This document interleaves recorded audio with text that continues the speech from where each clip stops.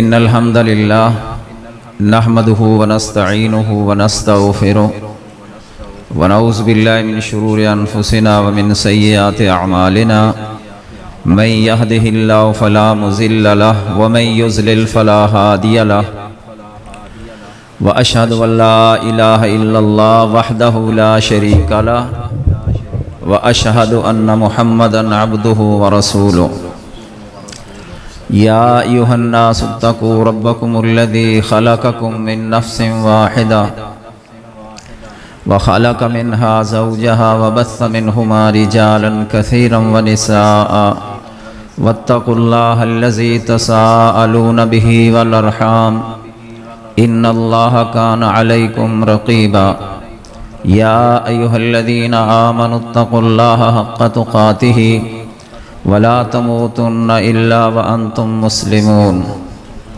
يا أيها الذين آمنوا اتقوا الله وقولوا قولا سديدا يصلح لكم أعمالكم ويغفر لكم ذنوبكم ومن يطع الله ورسوله فقد فاز فوزا عظيما أما بعد فإن خير الحديث كتاب الله وخير الهدي هدي محمد صلى الله عليه وسلم وشر الأمور محدثاتها وكل محدثة بدعة وكل بدعة ضلالة وكل ضلالة في النار أعوذ بالله السميع العليم من الشيطان الرجيم من همزه ونفخه ونفثه بسم الله الرحمن الرحيم إنا نحن نزلنا الذكر وإنا له لحافظون۔ برادران محترم عزیز بھائیو، اللہ کا بڑا فضل و کرم ہے،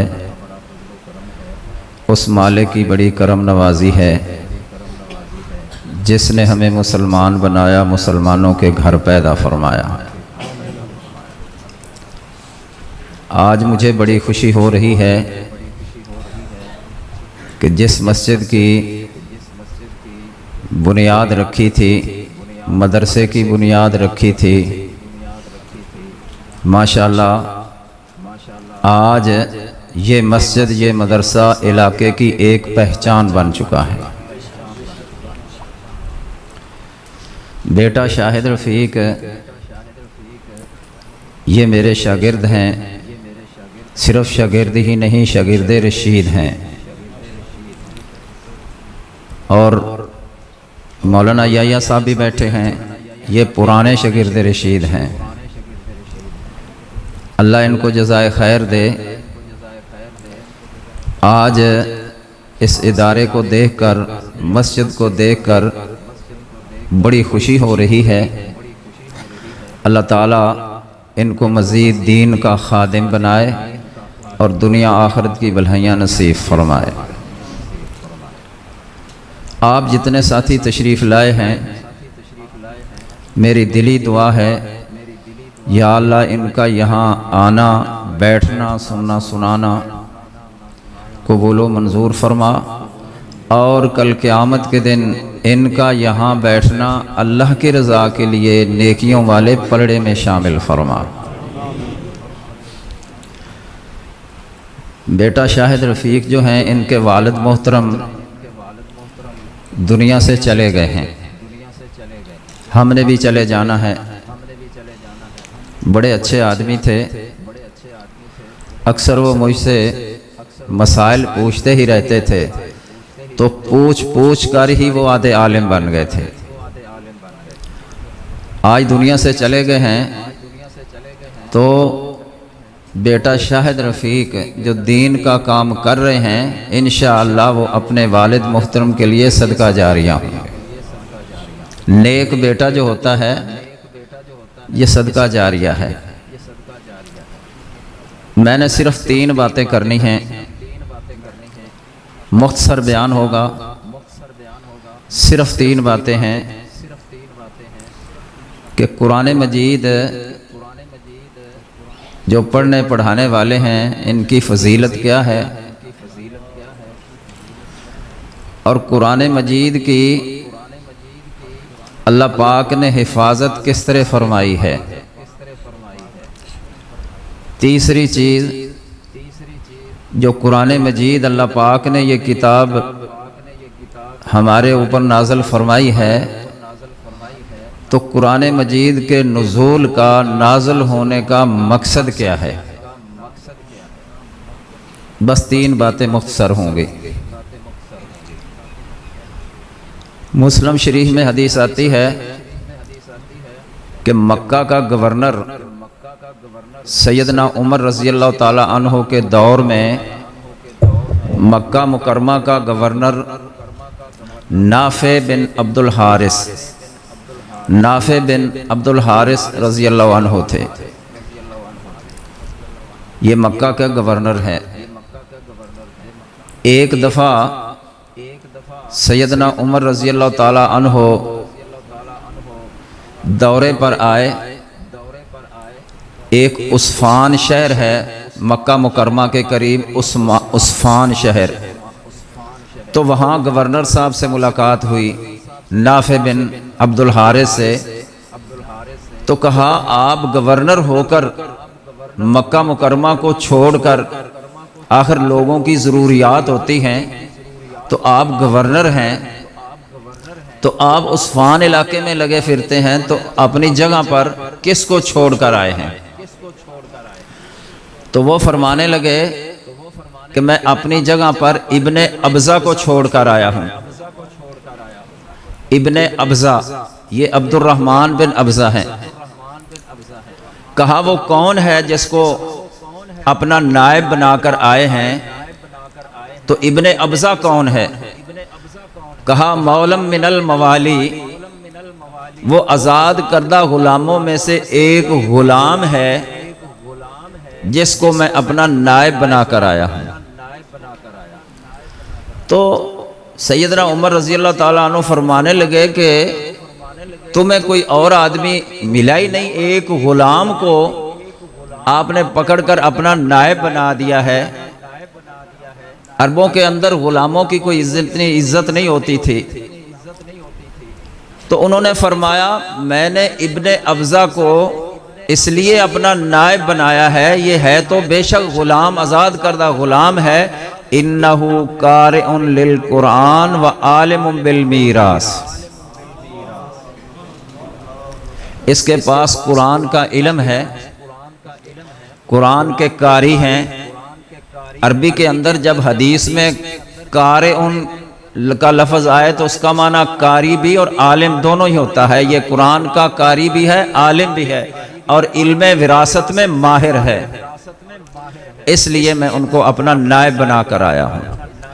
تو فرمانے لگے بہت اچھا کیا ہے، ان اللہ یرفع بہذا الکتاب اقواما ویضع بہ آخرین، یہی قرآن مجید ہے، اس کے ذریعے اللہ قوموں کو بلندی دیتے ہیں، اور اسی قرآن مجید کے ذریعے جو قدر نہیں کرتے اللہ تعالیٰ ان کو گرا دیتے ہیں، وہ دنیا سے گر جاتے ہیں۔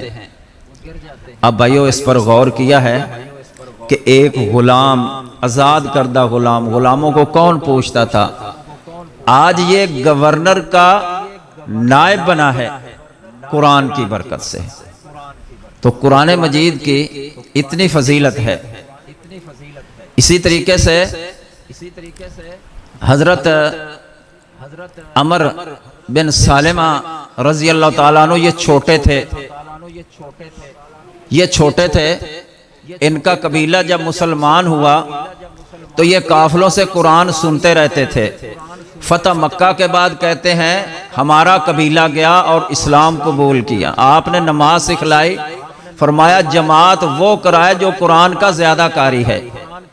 جب واپس آئے تو دیکھا سب سے قرآن مجھے آتا تھا۔ عمر بن سالمہ کہتے ہیں میری عمر 6-7 سال تھی۔ فقدمونی، تو ساری قوم نے مجھے مصلی پر کھڑا کر دیا،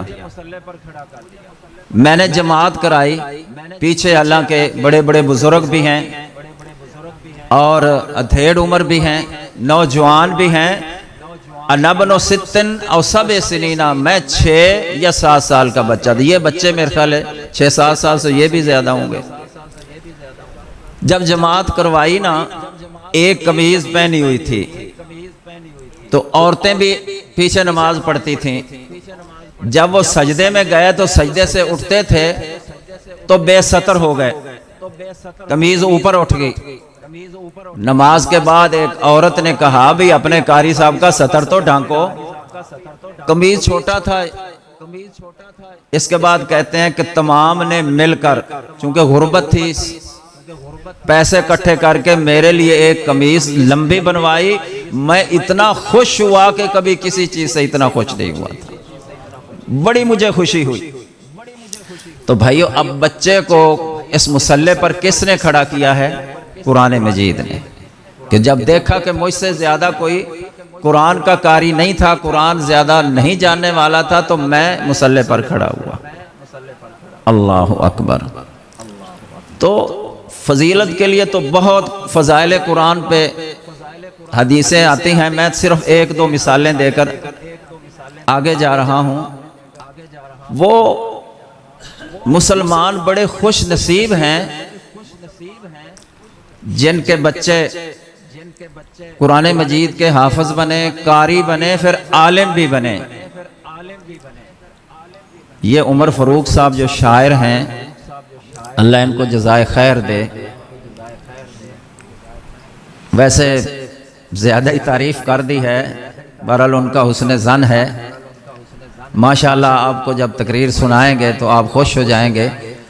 تو یہ بھی ماں کے بیٹے ہیں نا، یہ علماء جو بیٹھے ہیں ان کے والدین نے انتخاب کیا ہے، تو سب سے زیادہ اس دنیا میں جو اللہ سے ڈرنے والے ہیں، انما یخشی اللہ من عبادہ العلماء۔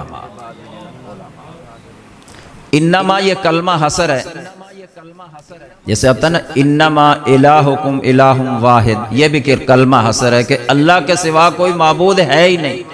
تو اللہ تعالیٰ سے صرف ڈرنے والے علماء ہی ہیں۔ یہ فضیلت کیوں ملی ہے؟ کیونکہ تعلق قرآن مجید کے ساتھ ہے۔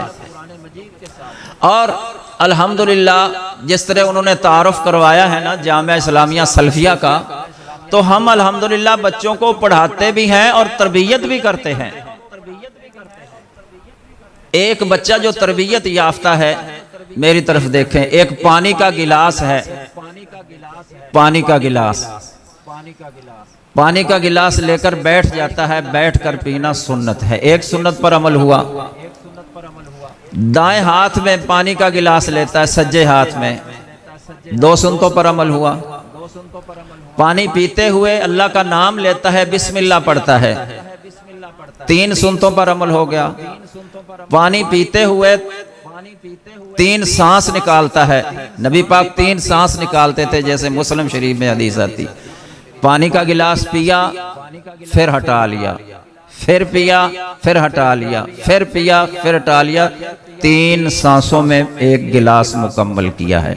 تو تین سانسوں سے گلاس مکمل کرنا یہ سنت ہے میرے سونے نبی کی صلی اللہ علیہ وسلم۔ چار سنتوں پر عمل ہوا اور آخر میں پڑھتا ہے الحمدللہ، الحمدللہ۔ پانچ سنتے ہوگی۔ جب بندہ الحمدللہ پڑھتا ہے نا، کھانا کھانے کے بعد یا پانی پینے کے بعد، ان اللہ لا یرضی عن العبد، ان بھی تاکید کے لیے ہے، لام بھی تاکید کے لیے ہے، یقیناً یقیناً خوب اللہ تعالیٰ اپنے اس بندے پر راضی ہو جاتے ہیں جو پانی پینے کے بعد پڑھتا ہے الحمدللہ۔ یقیناً یقیناً راضی ہو جاتے ہیں۔ تو ایک پانی کا گلاس پیا ہے تو 5 سنتوں کا ثواب مل گیا ہے، اور وہ بھی ہیں کہ کالج کے پرنسپل ہوتے ہیں۔ پرنسپل ایک قسم کا کالج کا مالک ہوتا ہے۔ اللہ کی قسم میں آپ کے سامنے بیٹھا ہوں، میں نے دیکھا ہے کوئی تمیز نہیں، پانی پیتے ہیں، دائیں بائیں کھبے سجے کی کوئی تمیز نہیں ہے، اور آخر میں الحمدللہ بھی نہیں پڑھتے۔ اور جو آپ کا بچہ تربیت یافتہ ہے، ایک پانی کا گلاس پیا ہے تو 5 سنتوں کا ثواب مل گیا ہے۔ سبحان اللہ۔ اب دوسری بات کہ قرآن مجید کی حفاظت کس طرح اللہ نے کی ہے۔ بھائیو، اس کے 2 طریقے ہیں۔ ایک تو یہ ہے کہ قرآن مجید سینے میں محفوظ کیا جائے، قرآن مجید سینے میں محفوظ کیا جائے۔ اور یہ قاری نبی پاک کے دور میں بھی تھے، نبی پاک کے دور میں بھی تھے۔ فرمایا اگر قرآن سیکھنا ہے، بخاری شریف میں آتا ہے، معاذ بن جبل سے سیکھو، اور اسی طریقے سے ابی بن کعب سے سیکھو، عبداللہ بن مسعود سے سیکھو، اور سالم جو ابو حذیفہ کے آزاد کردہ غلام ہیں ان سے سیکھو۔ خود نبی پاک فرماتے ہیں یہ قرآن کے قاری تھے۔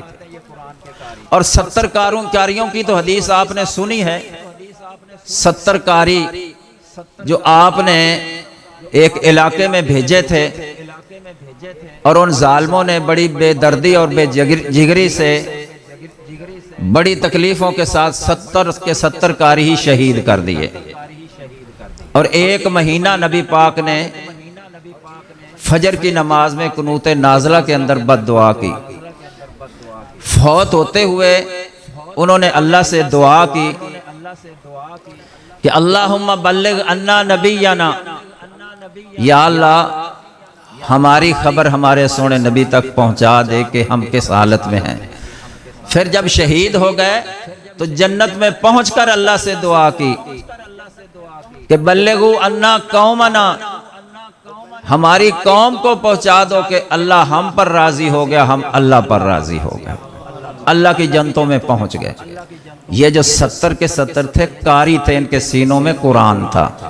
سبحان اللہ، وہ بڑے ہی خوش نصیب ہیں جن کے بچے قرآن کے حافظ ہیں، قاری ہیں۔ انشاءاللہ قیامت کے دن ان کے سر پر تاج پہنائے جائیں گے۔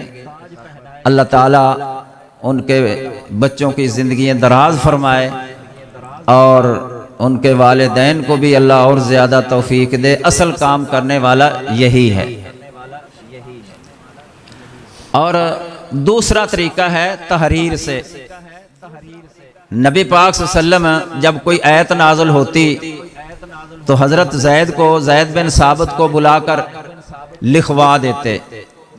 نبی پاک کے دور میں کتابی شکل میں قرآن نہیں تھا، کچھ پتھروں پر لکھا ہوا، کچھ کاغذ کے ٹکڑوں پر، کچھ چمڑے کے ٹکڑوں پر، کچھ کھجور کے پتوں پر، کچھ کپڑے کی ٹاکیوں پر، ایسے لکھا ہوا تھا، لیکن تھا مکمل۔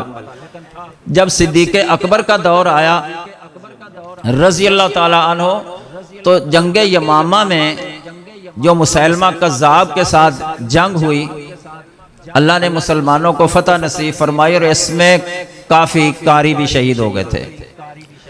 سیدنا عمر رضی اللہ تعالی عنہ صدیق اکبر کے پاس آئے، کہا کہ میں مشورہ دینا چاہتا ہوں کہ آپ ایسا کریں، قاری شہید ہو رہے ہیں جن کے سینوں میں قرآن ہے، اگر اسی طرح شہید ہوتے گئے تو قرآن ختم ہو جائے گا۔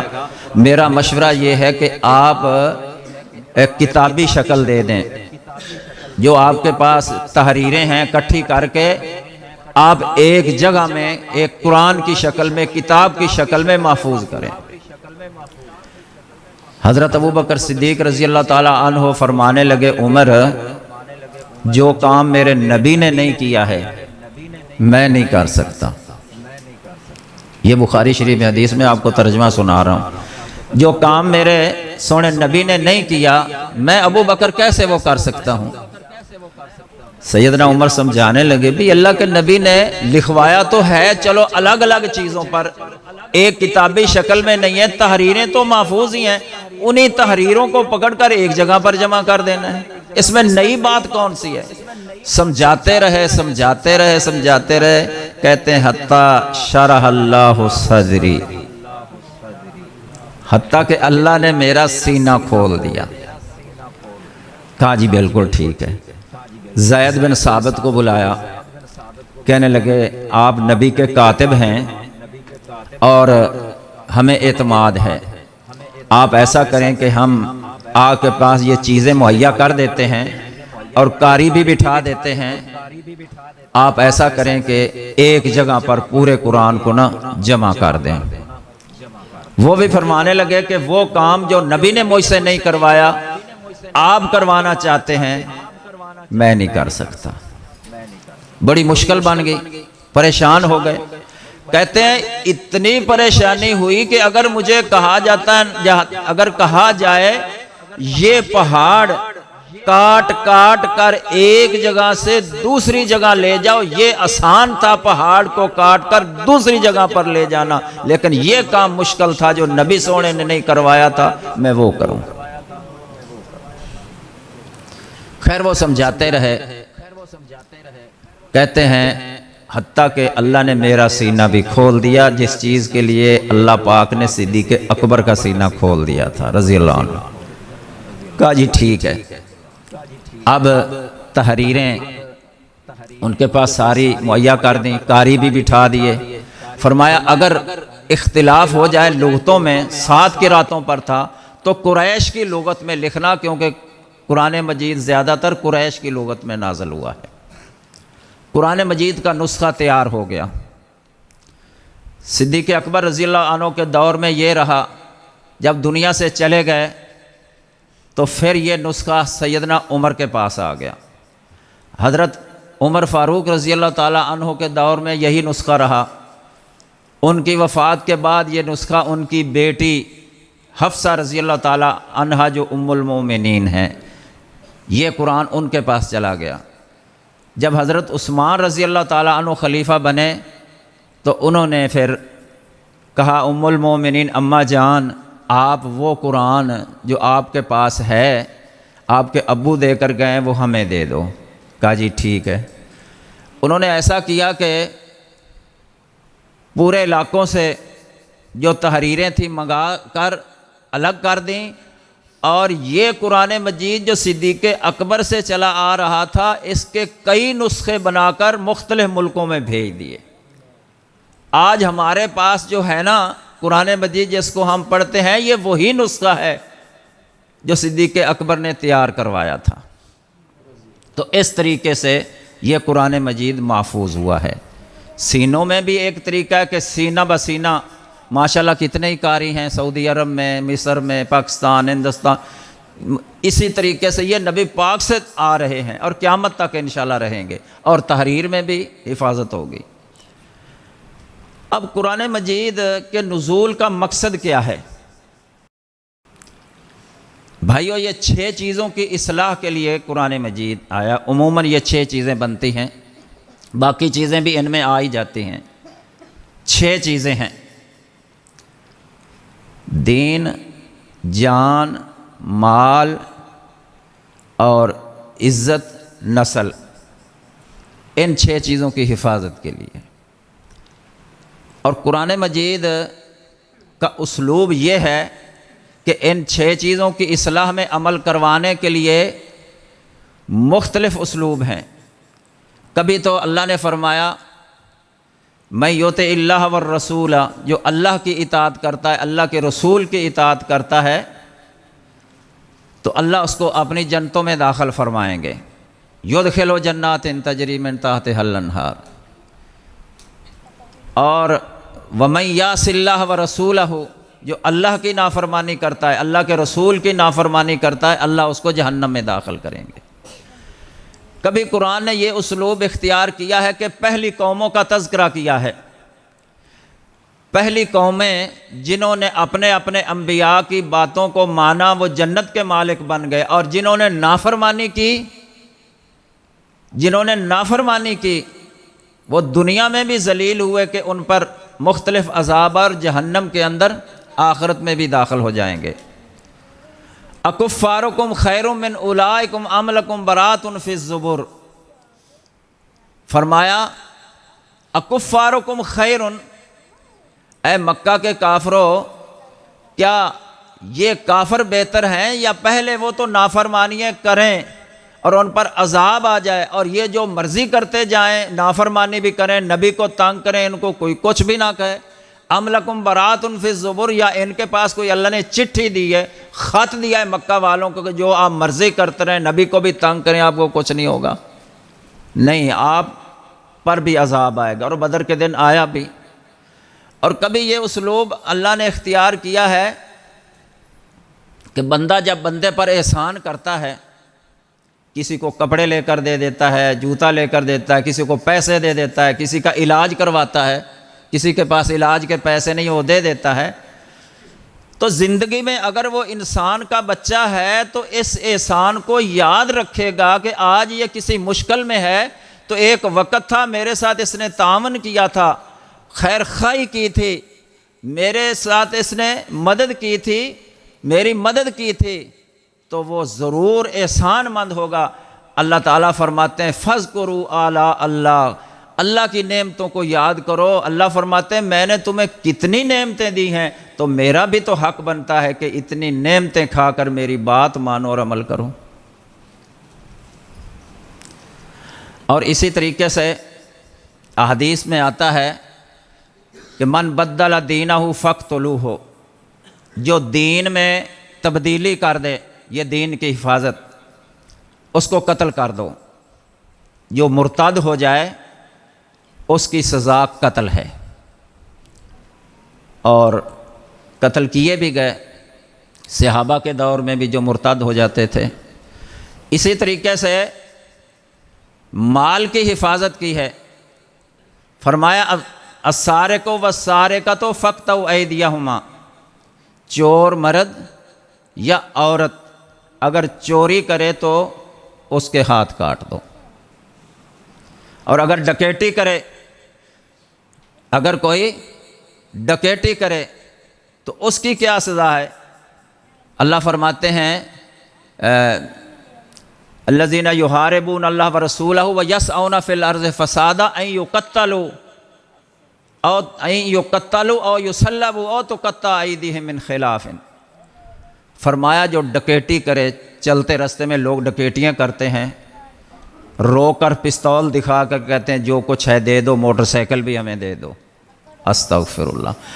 اب اس ڈکیٹ کی سزا کیا ہے؟ قرآن کہتا ہے کہ وقت کا جج چاہے تو اس کے ٹکڑے کر دے، اس کو قتل کر دیا جائے، اس کا قیمہ بنا دیا جائے، چاہے وہ سولی پر لٹکا دے، چاہے وہ مخالف سمت میں بازو دایاں کاٹا ہے تو ٹانگ بائیں کاٹی جائے، تو مخالف سمت سے یہ بازو کاٹے جائیں اور ٹانگیں کاٹی جائیں۔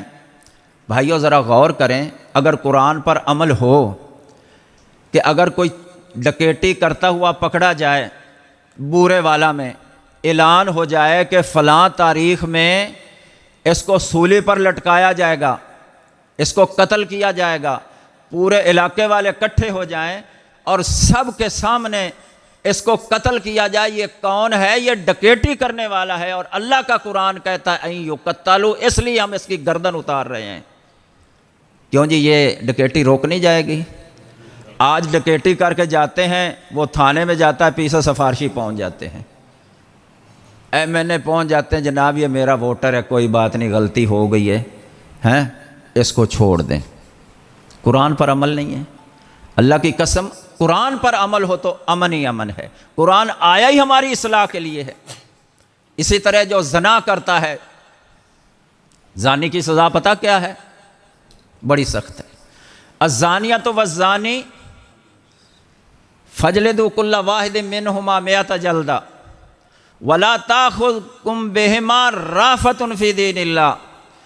اگر شادی شدہ ہے اس کو سنگسار کیا جائے، اگر کنوارا ہے تو اس کو 100 کوڑا لگایا جائے اور 1 سال کی جلاوطنی ہے۔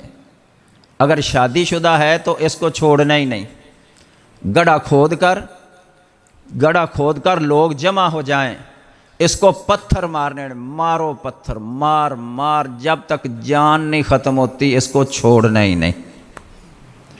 اگلی بات سنو، وَلَا تَأْخُذْكُمْ بِهِمَا رَأْفَةٌ فِي دِينِ اللَّهِ، تم پتھر مارو گے نا، ممکن ہے وہ ہائے کرے گا، جان تو نہیں نا جلدی نکلتی ہے، ہائے کرے گا۔ اگر ہائے سن کر تمہارے دلوں میں شفقت آ گئی، رحم آ گیا، تو تمہارا ایمان ہی کوئی نہیں۔ یا اللہ تو اتنا ناراض ہو گیا ہے، یا اللہ تو اتنا ناراض ہو گیا ہے، اتنا ناراض ہو گیا ہے۔ تلوار سے بھی تو قتل ہو سکتا تھا کہ تلوار سے قتل کر دو، 2-4 منٹ تکلیف ہو گئی، اور پتھر مار کر پتہ کتنی مشکل سے جان نکلتی ہے۔ اللہ تو ارحم الراحمین ہے، اللہ سے بڑھ کر کوئی ارحم الراحمین نہیں، اور نبی پاک سے بڑھ کر اس دنیا میں کوئی ارحم الراحمین نہیں۔ اور اللہ فرماتے ہیں تمہارے دلوں میں ترس نہ آئے۔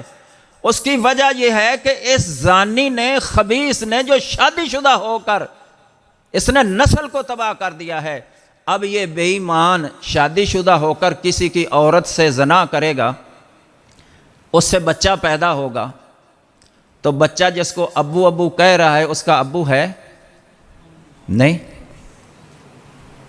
اس کا ابو ہے نہیں، یہ تو خبیث زانی تھا، زنا کر کے چلا گیا، اب یہ بچہ تو دوسرے بستر پر پیدا ہو رہا، اب جس کو ابو ابو کہہ رہا ہے اس کا ابو ہے ہی نہیں، جس کو دادا جان کہتا ہے اس کا دادا ہے ہی نہیں، جس کو دادی جان کہتا ہے اس کی دادی ہے ہی نہیں۔ اگر بندہ فوت ہو جاتا ہے جس کے بستر پر پیدا، اس کا وارث بنتا ہے، جبکہ اس کا وارث تو بن نہیں سکتا، اس نے نسل کو تباہ کر دیا ہے، خراب کر دیا ہے۔ اس لیے اللہ کو سب سے زیادہ سخت ناراضگی، بہت ناراضگی، غصہ اس پر آیا ہے کہ جو شادی شدہ ہو کر بیوی بھی ہے اور پھر منہ کالا کرتا ہے، بیوی موجود ہے پھر بھی منہ کالا کرتا ہے۔ اس لیے اللہ اتنے غضبناک ہیں کہ گڑھا کھود کر گاڑ دو، مارو پتھر مارو پتھر مارو پتھر، ہائے ہائے بھی کرے، آپ نے چھوڑنا جب تک کہ مر نہیں جاتا اس کو نہیں چھوڑنا۔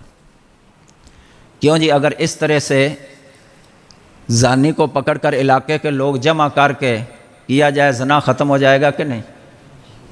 ہو جائے گا۔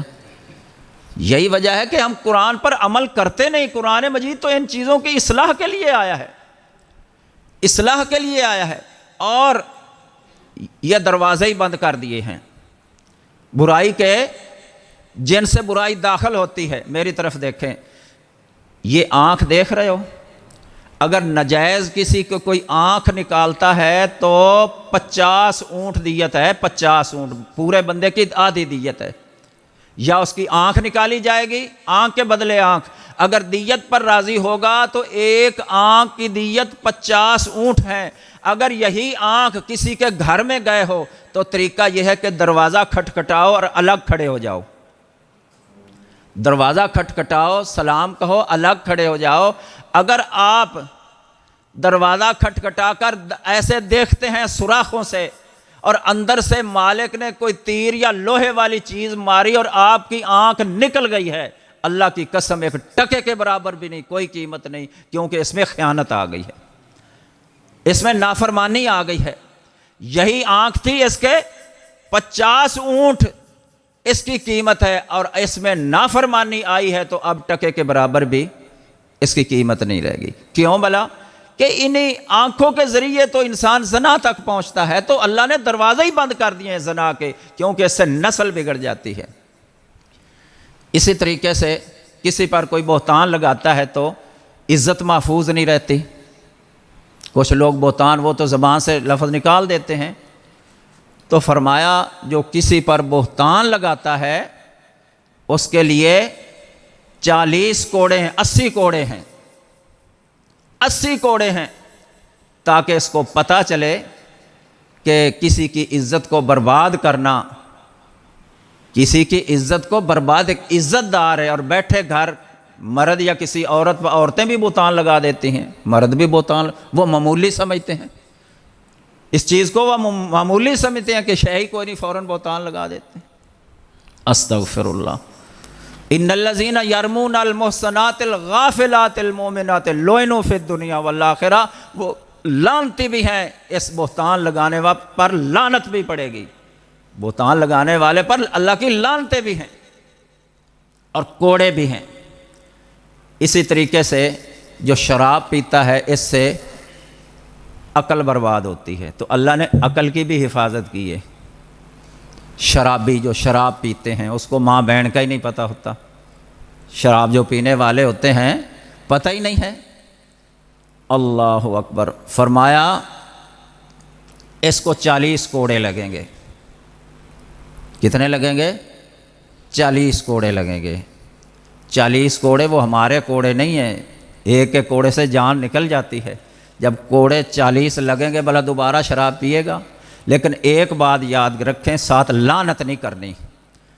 حالانکہ قرآن نے لعنت بھیجی ہے شرابی پر، لیکن آپ نے لعنت نہیں بھیجنی۔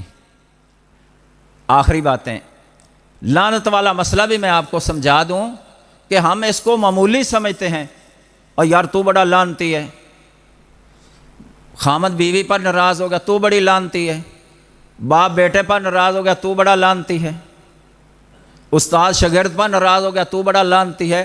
لعن المومن کا قتل ہی، کسی مسلمان کو لعنتی کہنا اس کے قتل کرنے کے مترادف ہے۔ یہ بخاری شریف کی حدیث ہے، قتل کرنے کے مترادف ہے۔ انسان تو انسان ہے، نبی پاک نے حیوانوں پر بھی لعنت بھیجنے سے منع فرمایا ہے۔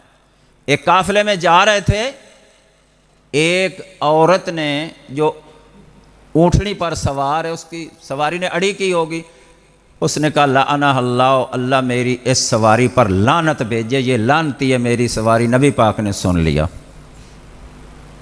قافلے کو ٹھہرا لیا، فرمایا انزلی، نیچے آ جاؤ، فتروں کی نیچے آؤ، چھوڑ دو، لعنت بھی کرتی ہے، سواری بھی کرتی ہے، لعنت بھی کرتی ہے، بوجھ بھی اس کے اوپر رکھتی ہے، کیوں لعنت بھیجی ہے؟ انسان تو انسان، حیوانوں پر بھی اللہ کے رسول نے لعنت بھیجنے سے منع فرمایا ہے۔ اور شرابی کی بات چونکہ چلی تھی، نبی کے دور میں بھی ایسا ہوا کہ صحابہ کرام ایک نا ساتھی کو پکڑ کے لائے، اللہ کے نبی اس نے شراب پی ہے، فرمایا جاؤ اس کو کوڑے لگاؤ، 40 کوڑے لگاؤ۔ تھوڑا عرصہ ہوا، پھر پکڑ کر لائے، اللہ کے نبی اس نے پھر شراب پی ہے، فرمایا جاؤ اس کو کوڑے لگاؤ۔ اور صحابہ کرام کوڑے لگانے کے لیے جا رہے ہیں تو ساتھ ہی کیا کہا کہ عبداللہ پر اللہ کی لعنت ہو۔ یہ عبداللہ اس کا نام تھا اور لقب تھا حمار، استغفر، حمار گدھے کو کہتے ہیں، لقب پتہ نہیں انہوں نے کیوں رکھا تھا، بخاری کی روایت ہے، میں اپنی طرف سے نہیں بیان۔ کانا یضحک النبی صلی اللہ علیہ وسلم، یہ ساتھی، یہ صحابی ایسا تھا کہ نبی پاک کو مجلس میں کوئی ایسی بات کرتے ہنسا دیتا، نبی پاک مسکرا پڑتے تھے۔ کانا یضحک النبی صلی اللہ علیہ وسلم، جب دوبارہ کوڑے مارنے کے لیے لے جا رہے ہیں تو ایک صحابی نے لعنت بھیج دی، آپ نے فرمایا واپس، کیوں لعنت بھیجی ہے؟ تجھے پتہ نہیں فَإِنَّهُ يُحِبُّ اللَّهَ وَرَسُولَهُ، یہ اللہ سے بھی محبت کرتا ہے، اللہ کے رسول سے بھی محبت کرتا ہے، تو اس پر لعنت بھیج رہا ہے کیوں جی؟ حالانکہ شرابی پر لعنت بھیجی ہے، لیکن کسی کا نام لے کر خاص کر کے کسی پر لعنت بھیجنا یہ جائز نہیں۔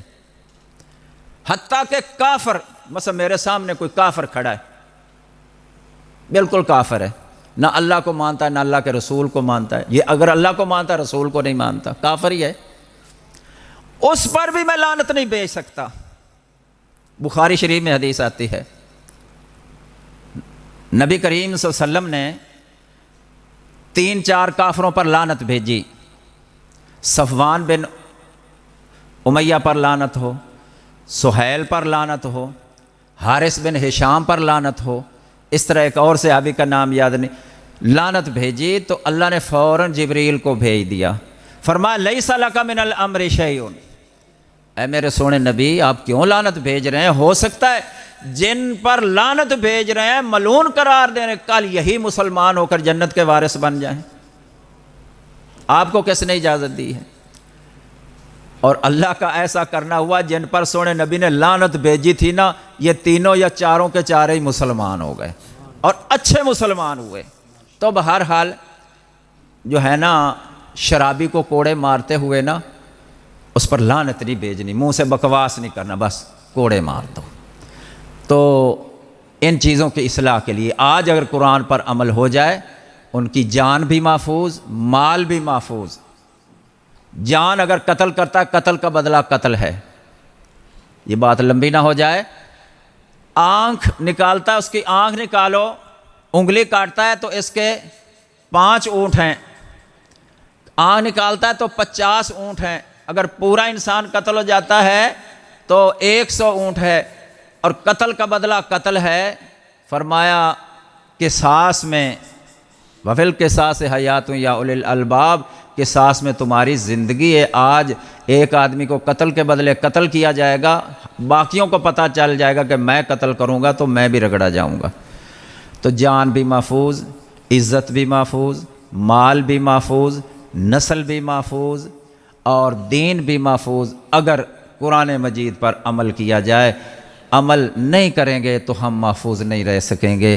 تو قرآن مجید ان 6 چیزوں کے لیے عموماً اصلاح کے لیے آیا تھا۔ اللہ سے دعا ہے اللہ سنانے سننے والوں کو عمل کی توفیق نصیب فرمائے، اللہ تعالی ہماری خطاؤں غلطیوں کو معاف فرمائے، اور جو ان کے والد محترم تھے، میرے دوست تھے، ہیں جی، اللہ تعالیٰ ان کو جنت نصیب فرمائے، اور اللہ ان کی قبر پر رحمتیں برسائے۔ باقی بھی جتنے دنیا سے چلے گئے اللہ ان کی قبریں منور فرمائے، اور اللہ تعالیٰ ان کی قبروں کو جنت کا باغ بنا پر راضی ہو جائے، اور جس طرح ہم یہاں بیٹھے ہیں اللہ اپنے فضل سے ہم سب کو اپنی جنتوں میں اکٹھا فرمائے، جس طرح ہم یہاں بیٹھے ہیں۔